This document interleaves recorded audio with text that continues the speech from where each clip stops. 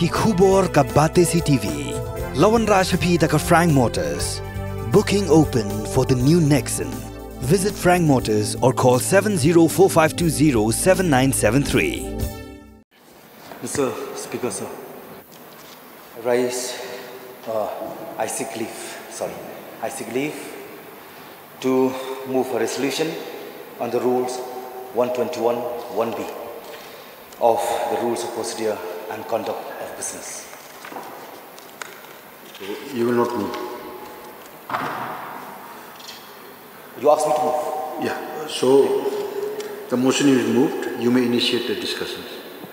Thank you so much, sir. Thank you, Mr. Speaker, sir, for admitting this resolution which read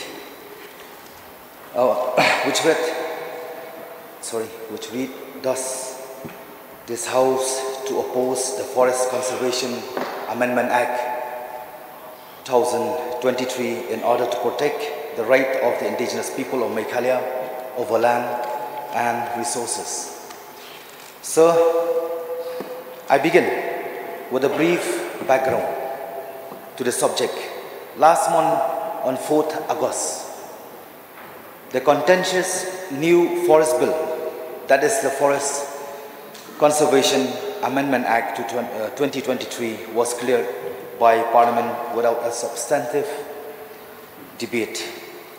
Sir, while several state governments, environmentalists and civil society groups had raised red flag about how the bill weakened safeguards against overexploitation of forest resources, its passage into law has been met with alarm and resistance in some states of Northeast India. On 22nd August, Mizoram Assembly passed a unanimous resolution opposing the Amendment Act, arguing that the move was meant to protect the right and interests of the people of Mizoram. Sir, then just last week, on 14 September, Nagaland Assembly unanimously passed a resolution not to implement the Amendment Act in the state, with the resolve that the Amendment Act will be subject to the constitutional guarantees provided in Article 3721A of the Constitution of India. Now, the fear of the states in the Northeast center around two provisions of the new law. First, the provision of the Forest Conservation Act of FCA will apply to only forests that have been declared unnotified. So, a point of order, again under Rule 29, Para 2, the Honourable Member is, private member is reading again. So, sir, I would request you if that particular rule can be properly implemented. Which rule, sir? 279(2). 279(2). 279(2). Okay, thank you so much, sir. I think you have, you need I'll just read out, sir. Carefully. A private member may not read his speech, but may refresh his memory by reference to the notes. So, if he may kindly follow this rules. Okay, thank you so much, sir, for reminding the rules. What does the rules say? And the heading of the rules, please, sir. You can read it. Okay. The rules of the. Okay.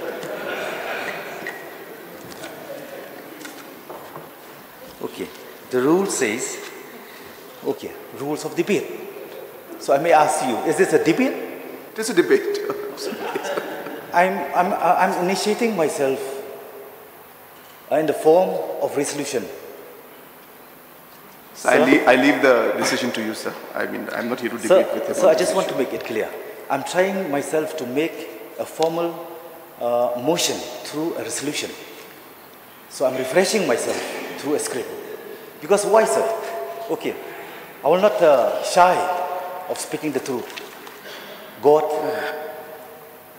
elect the weak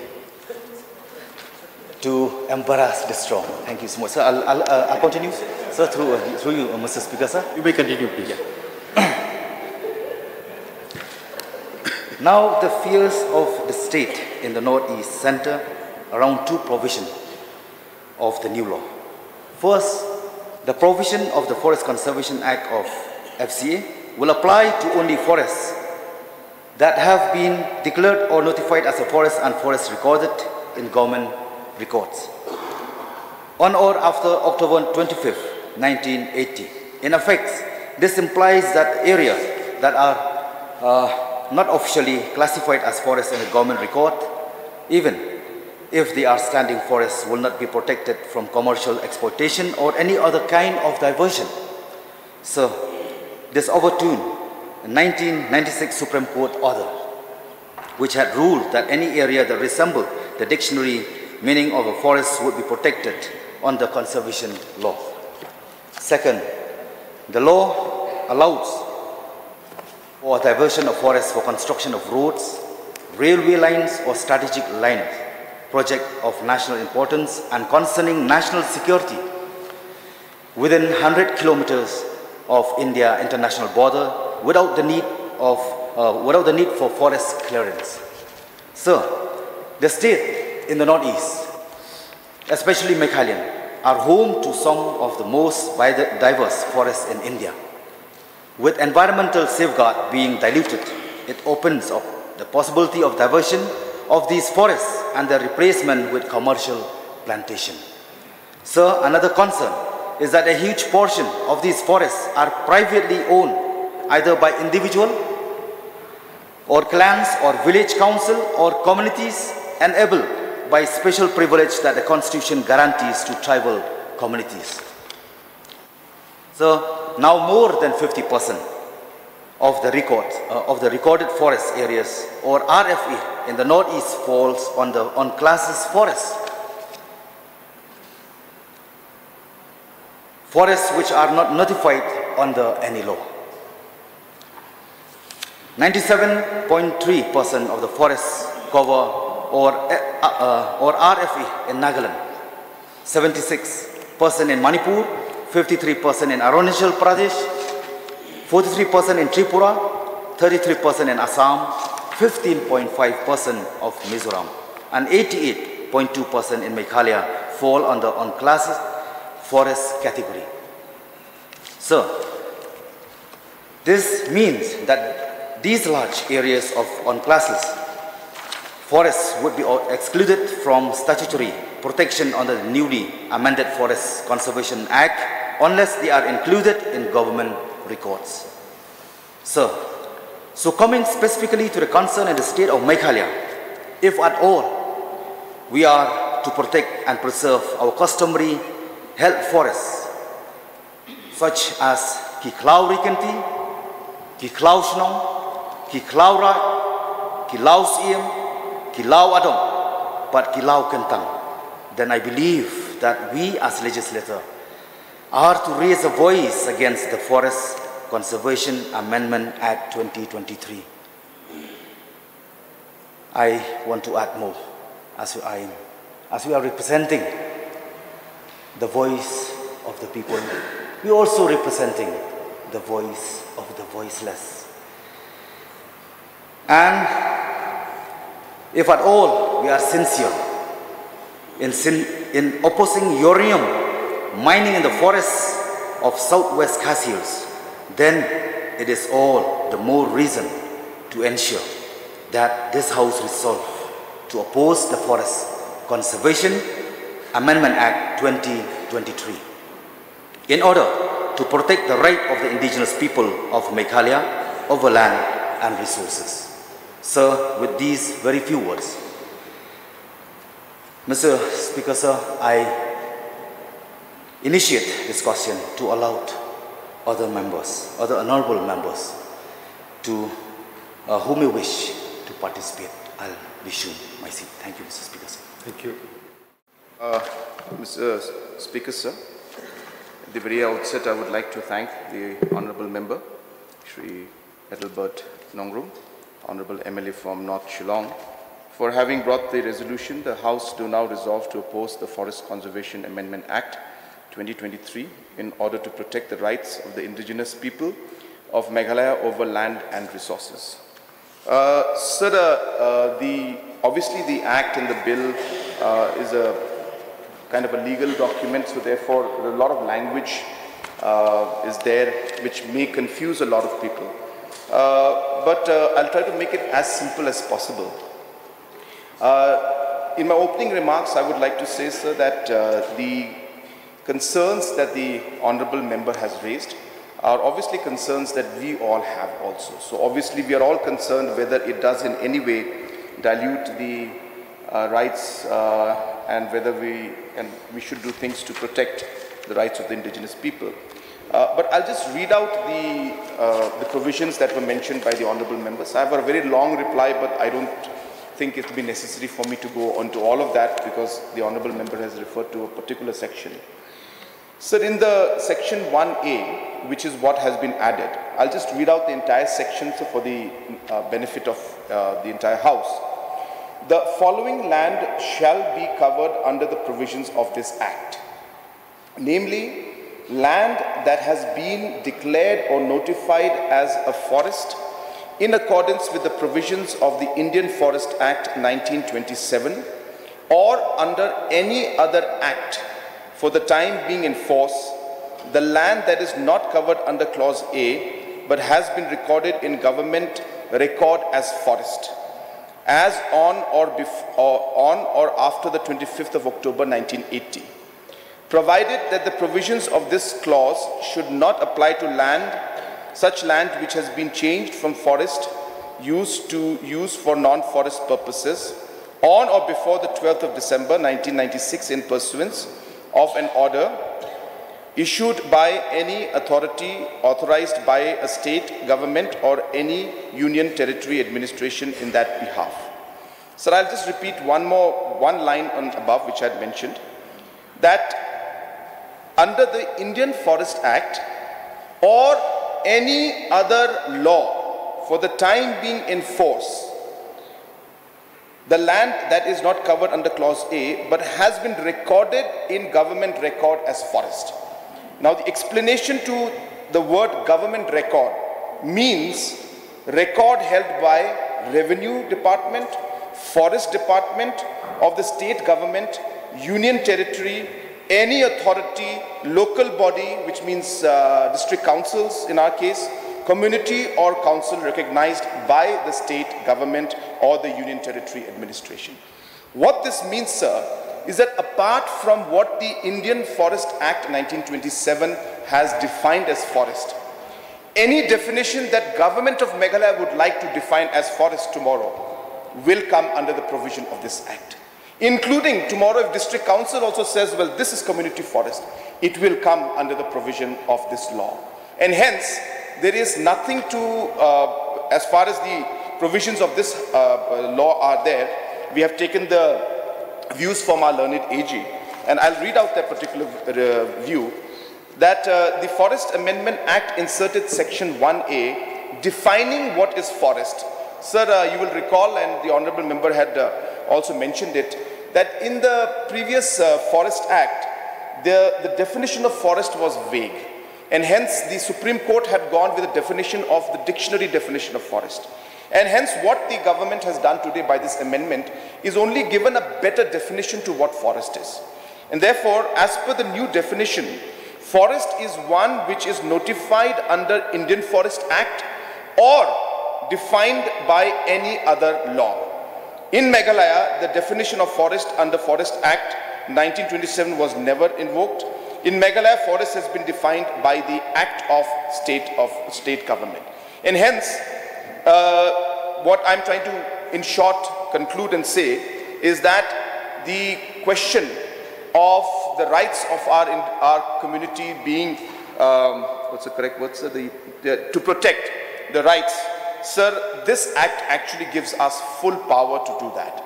And now it leaves it to the state governments. I'll read out again, sir, the explanation. This is in the act, sir, that for the purposes of this subsection, the expression government record means record held by Revenue Department or Forest Department of State or Union Territory Administration or any authority, local body, community or council recognized by the state government.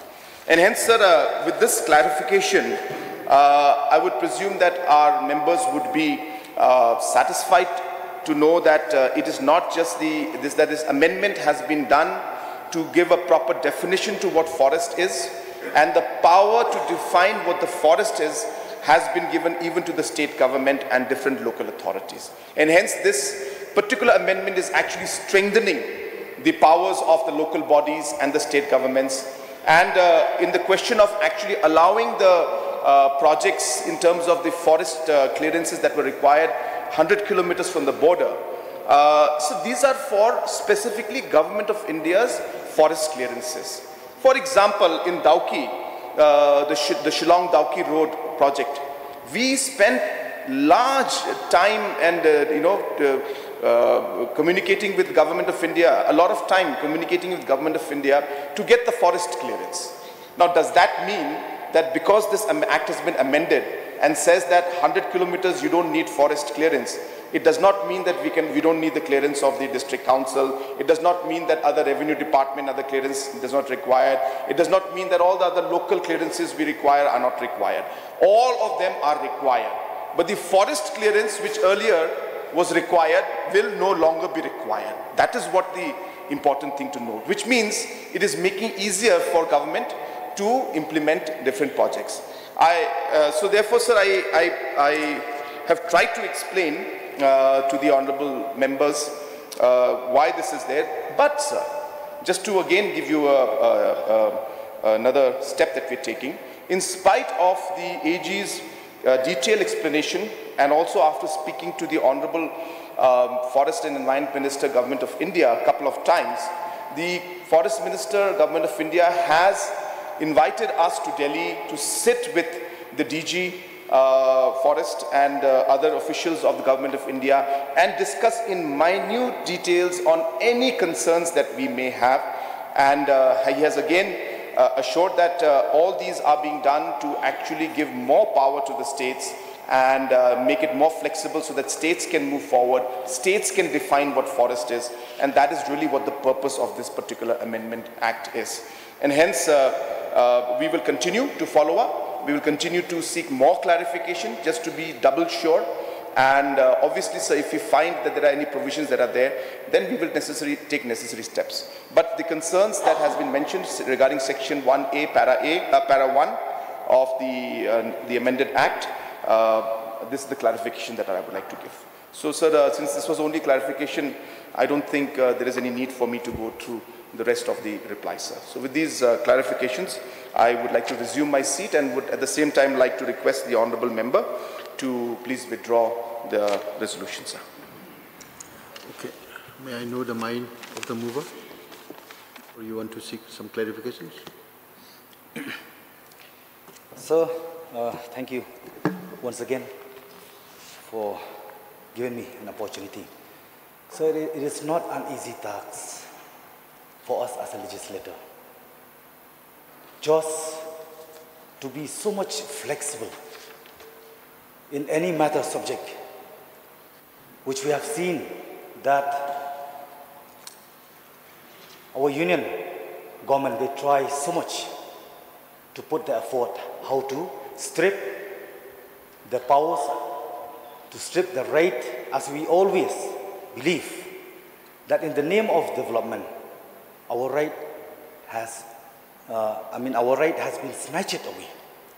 So, sir, if the government of Mizoram and Nagaland can pass a resolution to strongly oppose this amendment, I think we, the same, should follow to protect our beloved indigenous right in all aspects. Sir, I don't know what this practice is of saying that other states are passing, so we should pass. Sir, we have to read. We have to study.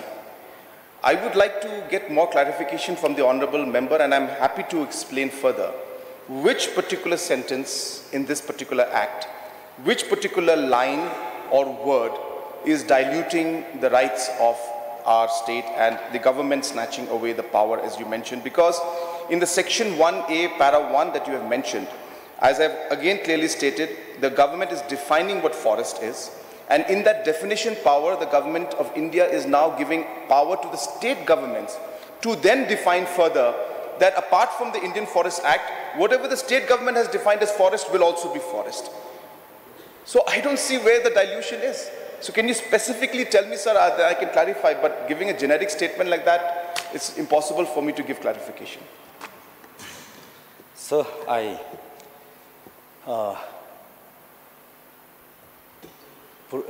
presume already that you will deny the fact and will justify your own ground. Sir? Sir, I'm not denying or defying. I'm giving you facts, sir. I'm asking him to give facts too, that's all. Please tell me which line out here is diluting our power. Yes, 100 kilometers away from the border. It's already spelled out. It's speak by itself. What does it mean? You know. Tell me what 100 kilometers means. What does it mean? You know very well, sir. What does it mean?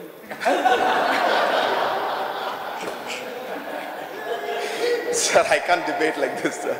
But let me just explain, sir. 100 kilometers means that Government of India has said that any major projects that state government or central government takes up, in the future, after this amendment, forest clearance will not be required. Which means that Government of India is saying you don't have to come to us to get clearance for these projects in the 100 kilometers or projects which are of importance. But that does not, so that's where they're making it easy. The Dauki project was stopped for many days because we didn't get forest clearance from Government of India. Now Government of India is saying you don't have to come to us. Within 100 kilometers of the border, please go ahead with whatever projects you require. And the amendment is to the Forest Act, not to any other provisions that are there in different departments which have to be followed. This amendment does not mean that district council is out, that you can do anything. No. Tomorrow we don't want uranium. District council, government of Meghalaya, people, our rights are still protected. There's nothing. But suppose for some project we want to go ahead. In that case, I'm not saying uranium, I'm saying any other project. So if you want to go ahead with any project, we don't have to take forest clearance for 100 kilometers. Where is the issue, sir? So he can tell me what he means by the 100 kilometers. This is what I mean and this is what the Act means by 100 kilometers. What does he mean, sir? If he can clarify, then I can clarify further. Sir, thank you so much, sir. It clearly indicates about, yes, of course, we are not like to take into a negative aspect whatever passed by any act by the Union government. But we should be careful of our own state, of our own, like we are having many resources. And one of the aspects that we are scared, because Government of India, yes, of course, this act is implemented the whole across country, no doubt about that. But we as a state, we should have a strong ground so that we should not allow any indirect policy for which we have seen, we are clearly understand about the uranium issue. That is one of the points that they are trying so much from time to time. Sir, how does the uranium issue come into this forest? 100 kilometers away from border. I have again repeated myself. It was only saying that any project, the forest clearance only. Earlier, all projects require KHADC, revenue, blah, blah, blah. All about 10, 15, 20 clearances are required, including the forest clearance. All Government of India is saying that tomorrow for any of these important projects that you may have, you don't need the forest clearance because the Forest Conservation Act does not apply to the 100 kilometers, which means that if the state government tomorrow wishes to go ahead and the forest clearance was a problem before, is now no longer a problem. But tomorrow Government of Meghalaya does not want to go ahead with the project, it's up to you. This forest clearance does not giving clearance to everybody, sir. Honorable member should read, sir. Read the act, go through the provisions, go through in detail, discuss with people. So general discussion like this is wasting the time of the house, sir. So I request you, sir, there's no use. I don't know how to discuss further with this kind of points. I mean, I'm not diluting his concerns. I'm not saying that his concerns are not important, because I know he's emotional. So yes, sir, the concerns are important. But let me assure him those concerns that he has is not being diluted by the Forest Act, is what I'm trying to say. There is no dilution on the concerns he has. All the concerns for the local rights, everything is protected. And in fact, more power is being given through this act. And his concerns that saying that Mizoram has passed, Nagaland has passed, sir, if you can give me the factual points based on which the bills were, or the resolution was passed, then I'll be able to comment further. But as per my knowledge and reading and discussion with my legal team and the law department and the Advocate General and the Honorable Minister Government of India, his business being done purely to give more strength and power to the state governments and to the local bodies, sir. So this is what I'm trying to say.